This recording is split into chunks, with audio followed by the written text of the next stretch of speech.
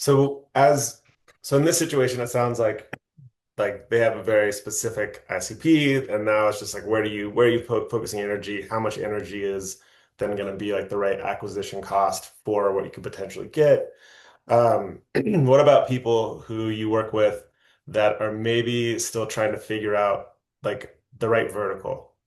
Like that's going like, okay, like we're getting this interest, but it's scattered, which is not an effective outbound strategy. It's fine for Yeah. inbound. Anyone can come to anyone for that. But if you want to get targeted, you got to have like the right focus. You got to be honed in. When you're navigating that with one of your clients, how do you go about like the experimental phase of that?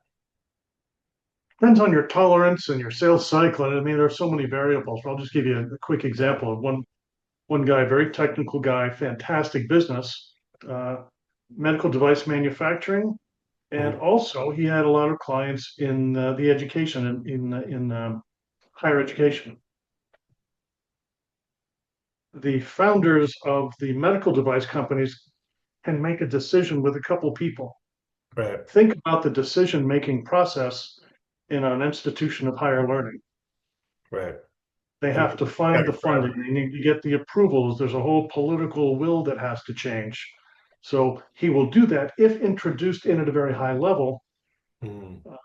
And that's, I think that's one of the failings in, I had a question yesterday, one of the failings, why do sales cycles take so long or longer than they should? Mhm.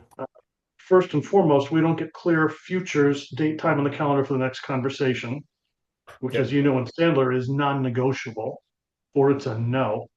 Right. uh, or we don't understand how the prospect, how that company makes decisions. And it's Mhm. not decision maker, it's decision making process. And that's our job to learn it. It's not their job to tell us. It's our job to ask them the questions. Yeah. And that I find that is one of the biggest, after people have been a client 1 year, 2 year, three, they start to get really good at that. Mhm.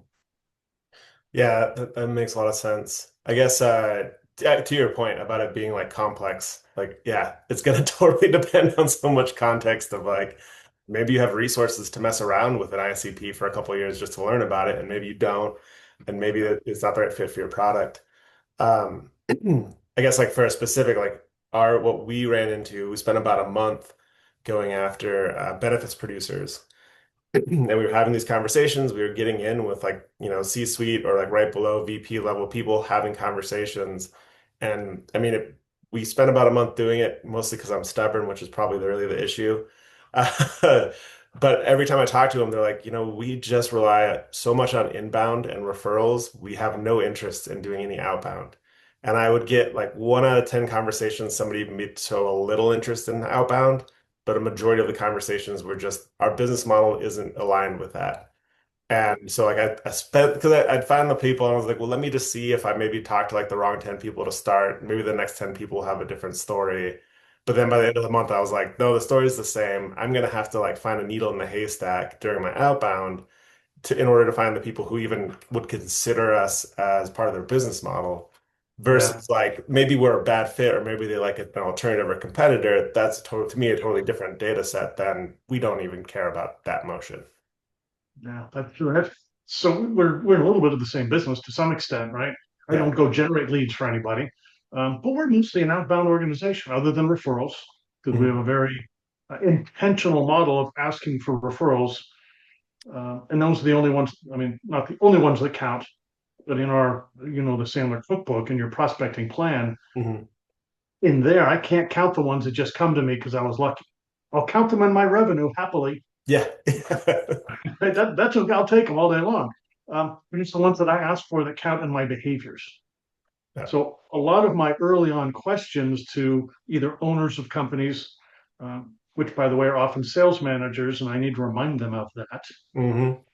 If you're the owner and you have people that sell for you, you're a sales manager, and sales managers have to do some behavior. I mean, they don't have to, Yeah. right? And if they don't want to, then they don't want to work with us, which is fine.